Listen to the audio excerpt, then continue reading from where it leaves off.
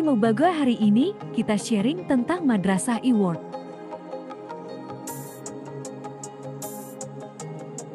Ada guru inovasi.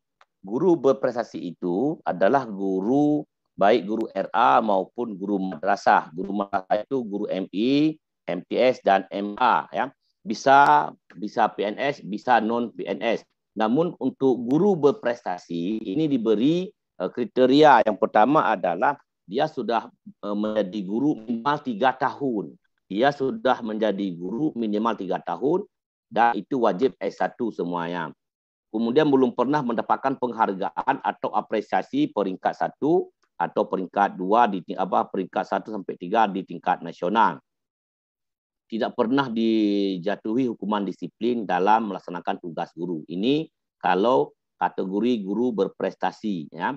Kalau kepala berprestasi sama juga bahwa boleh guru PNS dan atau bukan PNS, kemudian telah bekerja menjadi kepala madrasah itu 3 tahun, boleh 3 madrasah, tidak mesti 1 madrasah. Karena mungkin tahun ini di madrasah A, besok madrasah B, lusa madrasah C. Tapi jika sudah 3 tahun menjadi kepala madrasah, itu dibenarkan mengikuti kepala madrasah. Kemudian juga belum pernah mendapatkan juara pada kegiatan ini. Kalau pengawas juga seperti itu, pengawas itu wajib PNS, tidak boleh non-PNS, karena memang tidak ada non-PNS kalau di pengawas. Jadi, kemudian juga sudah pernah bekerja di selaku pengawas, minimal itu 3 tahun berturut-turut. Dan pernah mendapatkan hukuman disiplin. Laboran juga seperti itu, kami menginginkan bahwa cuma di sini pendidikannya boleh D3, ya D3, kemudian sudah menjadi beban pada madrasah juga minimal selama 3 tahun. Begitu juga dengan pustakawan, boleh D3, tapi sudah pernah menjadi pustakawan selama 3 tahun. Pustakawan di sini boleh saja dia guru dan ditugaskan di pustakawan atau laboran, tapi memiliki sertifikat sebagai pustakawan atau laboran, bukan guru. Ya. Kemudian nanti ada syarat persyaratan umumnya dan kita sudah buat juknisnya, menyerahkan dokumen portfolio, kemudian menyerahkan karya tulis ilmiahnya, baik PTK atau nanti best practice-nya atau project report-nya, ya, memiliki kemampuan bahasa baik Arab maupun Inggris, kemudian tiap-tiap berkas nanti dokumen portfolio, karya tulis disampaikan ke kantor wilayah Kementerian Agama, nanti ada formatnya.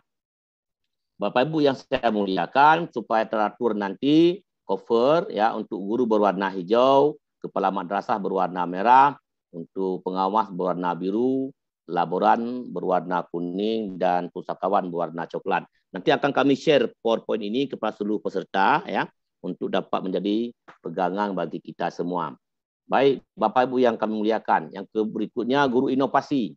Guru inovasi ini semua guru yang ada di lingkungan kantor wilayah Kementerian Agama Provinsi Aceh, baik PNS maupun non-PNS, baik guru RA maupun guru madrasah, baik baru di tahun kemarin, ini tidak dibatasi dengan umurnya, namun bagi guru yang memiliki karya inovasinya, baik dalam bentuk media pembelajaran, alat peraga, atau aplikasi, menurut beliau, menurut guru, ini bagus dan manfaat untuk diberikan kepada anak dan bisa merubah prestasi atau motivasi peserta didik, maka itu dianggap sebuah inovasi. Dan diharapkan bahwa karya-karya itu telah diterapkan dalam proses pembelajaran. Ini lomba guru inovasi dan tidak dibatasi pada masa pengalaman menjadi guru. Boleh saja gurunya baru setahun atau 2 tahun atau 3 tahun. Tapi belum pernah mendapatkan juara di lomba yang seperti ini. Kemudian karyanya pun karya sendiri, bukan plagiat ya, dan bersifat individu bukan kelompok. Ini kalau lomba inovasi. Nah, guru inovasi ini juga nanti ada kami buat juknisnya, nanti bisa dibaca di juknisnya bahwa bagaimana tata dan persyaratan untuk mengikuti guru inovasi.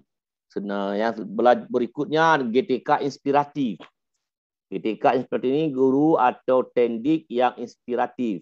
Artinya kita akan memberikan penghargaan kepada teman-teman kita baik PNS maupun non-PNS yang memiliki dedikasi yang tinggi dalam membangun lembaga. Membangun lembaga itu termasuk peduli terhadap madrasah, peduli terhadap siswa dan guru, kemudian peduli untuk meningkatkan mutu siswa, tidak terhalang dengan hujan, dengan badai, dengan lainnya, tetap berkarya bagaimanapun tantangannya, tetap dia memberikan, memperhatikan, mencurahkan pikiran untuk membantu madrasah. Ini salah satunya dulu seperti Kepala Mis Lawih Hilang Aceh Tengah. Beliau di tengah hutan, di tengah gunung, dengan tidak ada jalan dan lampu, tapi beliau bersedia mendidik anak-anak transmigrasi di tengah hutan menjadi orang. Ini termasuk guru dan tenaga kependidikan yang inspiratif.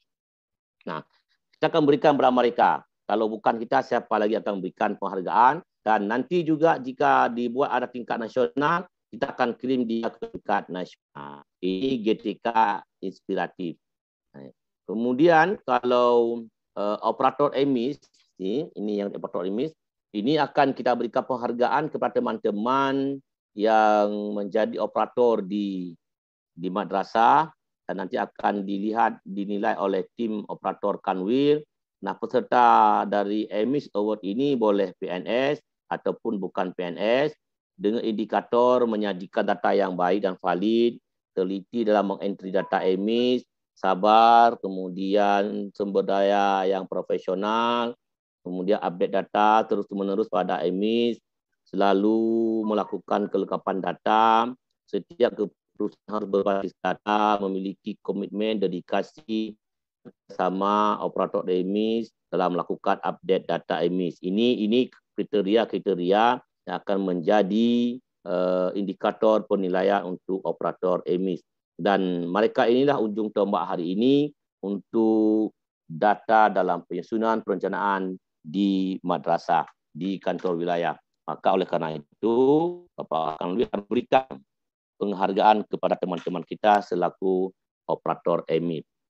Berikutnya, juga kita akan memberikan penghargaan kepada komite atau tokoh masyarakat yang peduli terhadap pendidikan. Ini juga merupakan apresiasi dari Bapak Kanwil kepada teman-teman atau tokoh masyarakat yang hari ini memberikan sumbangsi pikiran, harta untuk kemajuan madrasah, dan beliau kepingin untuk memberikan penghargaan pada teman-teman kita, tokoh masyarakat yang peduli terhadap madrasah kita. Dan ini juga kita minta nanti kepada seluruh Bapak Kasih untuk melihat, meneliti, mencari ya mana tokoh-tokoh yang berhak mendapatkan Kanwil Award di tahun 2023 pada 3 Januari nanti. Bapak Ibu yang saya muliakan, lomba ini kalau lomba madrasah sehat sedang berlangsung sekarang. Sedang berlangsung dan hari ini sedang kita buat surat keputusan untuk tim penilai yang masuk ke dalam enam besar, baik RA, MA, MI, MTS maupun MA. Sedangkan madrasah inovasi dan digital ini akan kita nilai nanti bulan Oktober. Artinya madrasah kabupaten kota berarti harus melaksanakan bukan di bulan Oktober. Di provinsi di bulan Oktober nanti akan kami minta untuk mengirimkan mana madrasah-madrasah yang menjadi madrasah inovasi di daerahnya masing-masing untuk dikirimkan ke provinsi.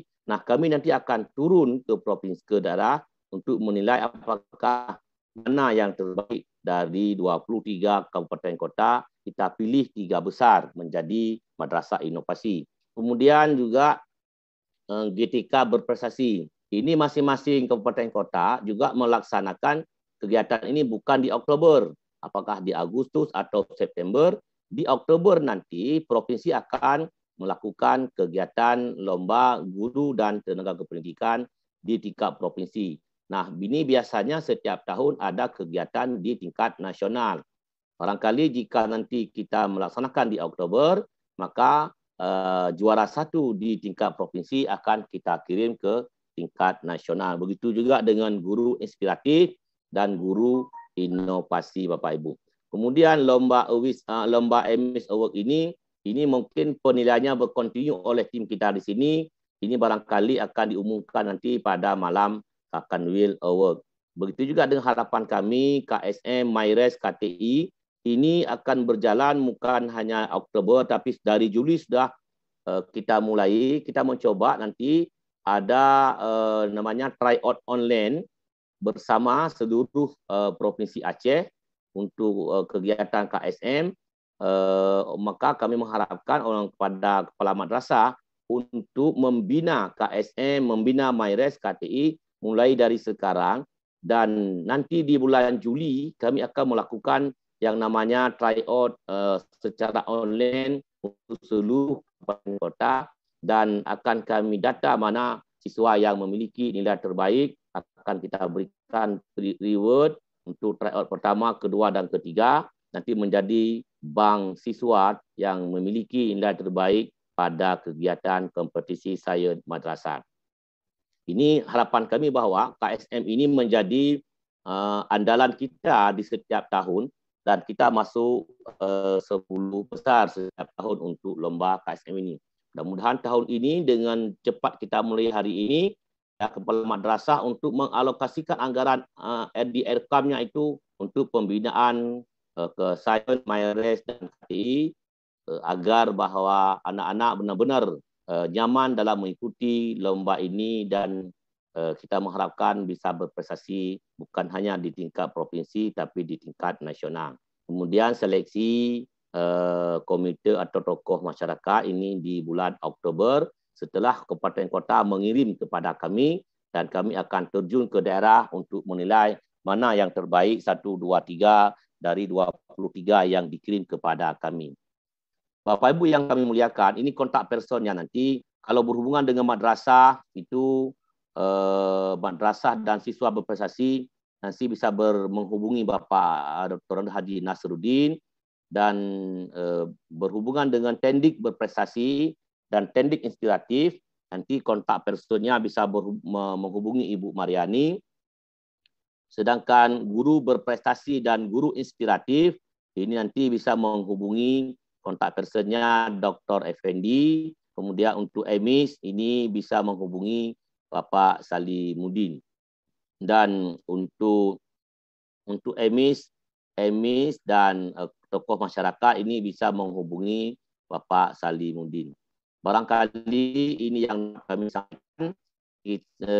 Kita mengharapkan ada diskusi di sini karena tidak semua bisa kita tampilkan yang ada di Juknis. Kita mengharapkan bahwa semua bisa memahami kegiatan Madrasah Award ini, dan kita menginginkan bahwa kegiatan ini dilaksanakan bukan hanya di tingkat kabupaten, tapi masing-masing madrasah juga melaksanakan kegiatan ini.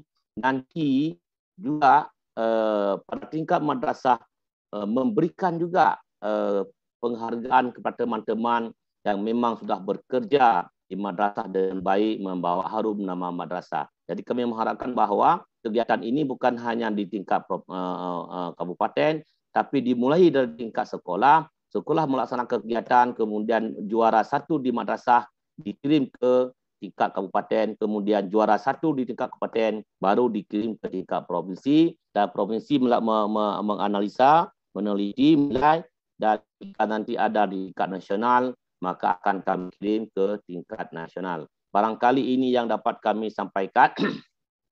Lebih dan kurang kami mohon maaf. Wallahu muwaffiq ila aqwamit thariq. Wassalamualaikum warahmatullahi wabarakatuh.